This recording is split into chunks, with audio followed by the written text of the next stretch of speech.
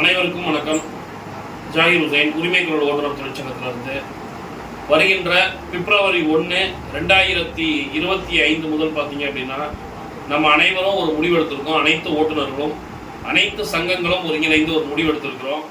அந்த முடிவின் அடிப்படையில் பார்த்தீங்க அப்படின்னா வருகின்ற பிப்ரவரி 1ஆம் தேதி முதல் 2025 முதல் தமிழக அரசு நமக்கு கட்டணத்தை நிர்ணயம் செய்யணும் தான் தொடர்ந்து கேட்டுக்கிட்டு இருக்கோம். ஆட்டோக்களுக்கான மீட்டர் கட்டணத்தை நிர்ணயம் செய்ய வேண்டும், கால் டாக்ஸிகளுக்கான கட்டணத்தை நிர்ணயம் செய்ய வேண்டும் என பல்வேறு கோரிக்கைகளை வலியுறுத்தி நம்ம தொடர்ந்து என்ன பண்ணிக்கிட்டு இருக்கோம்னா வலியுறுத்திக்கிட்டு இருக்கோம். ஆனால் பல்வேறு போராட்டங்களை நடத்தியும் எவ்வளோ விஷயங்களை செய்யும் இதுவரைக்கும் பார்த்தீங்க அப்படின்னா தமிழக அரசு அந்த விஷயங்கள் எதற்குமே செவிசாய்க்கல. ஏன் உயர்நீதிமன்றமே 2-3 முறை சொல்லி கூட அதை என்ன பண்ணல, தமிழக அரசு அதற்கான செவிசாய்க்கவில்லை. எனவே பார்த்தீங்க அப்படின்னா 50 ரூபாய் அடிப்படை கட்டணம், கூடுதல் கட்டணம் கிலோமீட்டருக்கு 25 ரூபா வழங்கணும்னு சொல்லி நம்ம தமிழக அரசு கேட்டிருக்கோம். அதுல எந்த விதமான மாற்று கருத்தும் கிடையாது. ஆனால் அதுவரை தமிழக அரசு இந்த கட்டணத்தை நிர்ணயம் செய்யும் வரை நாம் அனைவரும் ஒருங்கிணைந்து 1.8 கிலோமீட்டருக்கு 50 ரூபாயும் கூடுதல் கிலோமீட்டருக்கு என்ன பண்றோம் அப்படின்னு பாத்தீங்கன்னா 18 ரூபாயும் வசூல் செய்யறதுன்னு முடிவு பண்ணியிருக்கோம். இந்த கட்டணத்தை பொதுமக்கள்கிட்ட கொண்டு போய் சேர்ப்பதற்காக அனைத்து தொழிற்சங்கங்கள் வாயிலாகவும் பிட் நோட்டீஸ் போடப்பட்டிருக்கு, ஸ்டிக்கர்ஸ் கொடுக்குறோம். இதை எல்லாமே பயன்படுத்திக்கோங்க. இப்பொழுதுல இருந்தே வரக்கூடிய வாடிக்கையாளர்கள்ட்ட இதை நம்ம சாத்தியப்படுத்துறதுக்கு நம்ம டாக்ஸினா, அப்புறம் பாத்தீங்க அப்படின்னா நம்மளுடைய நம்ம யாத்ரி, இந்த நிறுவனங்கள் எல்லார்ட்டையுமே பாத்தீங்கன்னா அக்ரிமெண்ட் பண்ணியிருக்கிறோம். எங்களுக்கு மினிமம் 50-18 ரூபா கொடுக்கணும் அப்படின்னு. அதே போல இந்த நிறுவனங்கள்ட்ட ஒரு முக்கியமான விஷயம் நம்ம எல்லாரும் கேட்டிருக்கோம். இப்ப ஆட்டோ அப்படின்னும் போதே பெரும்பாலும் நம்ம எம்டிபி எடுக்கக்கூடிய விஷயங்கள் தான் என்ன ஆகுது அப்படின்னா ஃபெயிலியர் ஆகுது. எம்டி கிலோமீட்டர் அதிகமாக வரனால தான் நம்ம என்ன பண்றோம், வாடிக்கையாளர்கிட்ட கொஞ்சம் கூடுதல் கட்டணங்கள் கேட்கிறோம். எனவே பாத்தீங்க அப்படின்னா நமது ஓட்டுநர் உறவுகள் இனிமேல் நம்ம யாத்ரி அண்ட் டாக்ஸினால பார்த்தீங்கன்னா ஒரு ஆப்ஷன் கொண்டு வராங்க. டிரைவர் ஆப்லேயே என்ன பண்ணலாம், கஸ்டமர் வண்டி புக் பண்ணிக்கலாம். இப்போ நீங்கள் ஒரு இடத்துல இருக்கிறீங்க அப்படின்னா அந்த இடத்துக்கு வரக்கூடிய வாடிக்கையாளர், நான் இங்கேருந்து இப்போ எக்ஸாம்பிள் கோயம்பேட்டில் இருந்து நீங்கள் சென்ட்ரல் போனோம் அப்படின்னா ஒரு வாடிக்கையாளர் நான் கோயம்பேட்டிலேருந்து சென்ட்ரல் போனோம் அப்படின்னா அவங்க பேர், ஃபோன் நம்பரு, எங்கே போகணுன்ற லொக்கேஷன் போட்டிங்க அப்படின்னா எவ்வளோ எஸ்டிமேட்டட் நம்ம ஆப்பில் காட்டும், டிரைவர் ஆப்லேயே. சார் இதான் போகலாமான்னு கேட்டுட்டு நீங்கள் ஸ்டார்ட் ட்ரிப் கொடுத்தீங்க அப்படின்னா ட்ரிப்பு ஸ்டார்ட் ஆகிடும். கஸ்டமருக்கு வண்டி நம்பரு, எங்கேருந்து எங்கே போகிறாங்க, எவ்வளோ எஸ்டிமேட் ஃபேர்னு வந்துடும். சரிங்களா? அவங்கள நீங்க இறக்கி விட்டோம்னா உங்களுக்கு எஸ்எம்எஸ்ல ஒரு லிங்க்ல என்ன ஆயிடும் அப்படின்னா பில்லு போயிடும், அவங்க டவுன்லோட் பண்ணிக்கலாம். அப்ப இதனால நமக்கு எம்டி குறையும். வாடிக்கையாளர் எங்கெல்லாம் வந்து பாக்குறாங்களோ நம்ம யாத்திரை ஆட்டோவை அல்லது நம்ம டாக்ஸி ஆட்டோவை பாக்குறாங்களோ கை போட்டு ஏறி போய்கிட்டே இருக்கலாம். இந்த நேரத்துல நம்ம மிக முக்கியமான இன்னொரு விஷயத்தையும் முன்னெடுத்திருக்கிறோம். ஓலா, ஊபர் நிறுவனங்கள்ல 1ஆம் தேதியில இருந்து ஆட்டோ கால் டாக்ஸிகளை இயக்க மாட்டோம் அப்படின்ற முடிவு எடுத்திருக்கோம். அது மிக முக்கியமான முடிவு.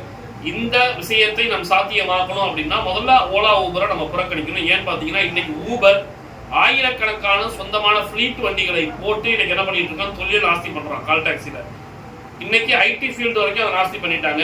வெகு விரைவில் எலக்ட்ரானிக் ஆட்டோக்களை போடுவதற்கு என்ன பண்றாங்கன்னா முயற்சிகளை முன்னெடுத்துக்கிட்டு இருக்கிறாங்க. அதே போல பாத்தீங்கன்னா ஓலாவை பொறுத்த வரைக்கும் பாத்தீங்கன்னா ஓலாவும் இந்த ஆட்டோவை இறக்கக்கூடிய முயற்சிகள்ல முன்னெடுத்துக்கிட்டு இருக்கிறாங்க. அதை தாண்டி இந்த 2 நிறுவனங்களுமே பெரும்பாலும் பாத்தீங்கன்னா ஆட்டோவுக்கும் கால் டாக்ஸிக்கும் விலை வித்தியாசமே இல்லாத அளவுக்கு போடுறாங்க. இப்ப சில நேரங்கள்ல ஊபர்ல பாத்தீங்கன்னா ஆட்டோ வந்து பகல்லையே சொல்றேன், ஆட்டோ வந்து பாத்தீங்கன்னா 250 ரூபா காட்டும், கால் டாக்ஸி 230 ரூபா தான் காட்டும், 20 ரூபா 10 ரூபா கம்மியா காட்டும். ஏன்னு பாத்தீங்கன்னா டியூட்டி இல்லாத நேரங்கள்ல வாடிக்கையாளர் அவங்களுடைய ஃபிளீட் வண்டியில போகணுன்றதுக்காக ஊபர் இந்த விஷயங்களை என்ன பண்றாங்க அப்படின்னா நிச்சயமாக மிகப்பெரிய அளவுல ஒரு ஸ்கேம் பண்ணி அவங்களுடைய வாகனங்களுக்கு புக்கிங் எடுக்கிறாங்க. அதே நேரத்துல பாத்தீங்க அப்படின்னா நம்ம இது சம்பந்தமாக அந்த நிறுவனங்கள்ட்ட பல முறை பேசிட்டோம், உங்களுக்கு மின்னஞ்சல் அனுப்பியிருக்கிறோம். ஏன் இந்த போராட்டத்தை கூட நாங்கள் முன்னெடுக்க போறோன்ற மின்னஞ்சல் அனுப்பியிருக்கிறோம். போக்குவரத்து துறையில இருந்து பல்வேறு முயற்சிகளை அரசு எடுத்துக்கிட்டு இருக்காங்க. இருந்தாலும் பாத்தீங்கன்னா எல்லாமே காலதாமதமாகுது. வாடிக்கையாளர்கள் இதனால பயன்பெறாங்களே தவிர அவர்கள்ட்டையும் பாத்தீங்கன்னா கமிஷன் அப்படின்ற முறையில இந்த ஓலா, ஊபர் நிறுவனங்கள் கிட்டத்தட்ட 25% வரைக்கும் கமிஷன் அப்படின்ற முறையில என்ன பண்றாங்கன்னா கால் டாக்ஸிகளுக்கு எடுக்கிறாங்க. மிகப்பெரிய அளவுல பாதிக்கப்படுறோம். இதே நம்ம ரேபிட்டோ, நம்ம யாத்ரி, டாக்ஸினா இந்த மாதிரியான நிறுவனங்கள்லாம் பாத்தீங்க அப்படின்னா சப்ஸ்கிரிப்ஷன் மாடல்ல அவங்க ஃபாலோ பண்றாங்க. அதனால நமக்கு பெரிய இழப்புகள் ஏற்படுறது இல்லை. ஒரு 250 ரூபா பில்லு வருது அப்படின்னா 250 ரூபா நம்ம பாக்கெட்டுக்கு வருது. அதனால நம்ம ஓட்டுநர்கள்ட்ட நாங்க அனைத்து கூட்டமைப்பு சங்கங்களின் சார்பாகவும் உரிமை குரல் ஓட்டுநர் தொழிற்சங்கத்தின் சார்பாகவும் நம்ம வேண்டி விரும்பி கேட்டுக்கொள்வது என்ன அப்படின்னு பாத்தீங்க அப்படின்னா 1ஆம் தேதியில இருந்து ஓலா, ஊபர்ல லாகின் பண்ணாதீங்க. ஒரு 15 நாள் நீங்க நம்ம யாத்ரி, டாக்ஸினா அல்லது ரேபிட்டோ அல்லது வந்து பாத்தீங்கன்னா ரெட் டாக்ஸி இல்ல ஃபாஸ்ட் ட்ராக் நீங்க எதுல வேணாலும் லாகின் பண்ணிக்கோங்க. ஆப் பேஸ்ல ஓட்டக்கூடியவங்க இல்ல நான் வந்து டெலிகிராம் குரூப், வாட்ஸ்அப் குரூப்ல டியூட்டி ஓட்டணும்னா அதை கூட தாராளமா ஓட்டிக்கோங்க. இன்னைக்கு அதுல எந்த விதமான மாற்று கருத்தும் கிடையாது. ஒரு 15 நாள் நம்ம எல்லாரும் ஒற்றுமையாக இருந்து இந்த ஓலா ஊபர் லாகினை நம்ம புறக்கணிச்சோம்னா அந்த நிறுவனங்கள் நம்ம சொல்றதை கேட்பாங்க.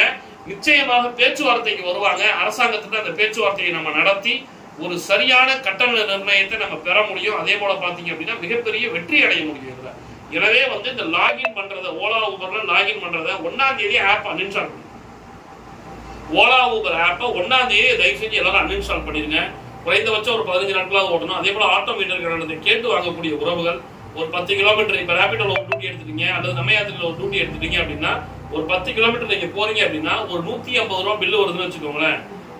நிச்சயமாக ஒரு 44 ரூபாய் அது கம்மி. நம்ம 10 கிலோமீட்டருக்கு ஃபிக்ஸ் பண்ணிருக்கிறது எக்ஸாம்பிள் உங்களுக்கு சொல்றேன். அப்ப 10 கிலோமீட்டர் நம்ம ஃபிக்ஸ் பண்ணிருக்கிறது பாத்தீங்க அப்படின்னா 194 வருது, இங்க 150 ரூபாய் வருதுன்னு வச்சுக்கோங்களேன்.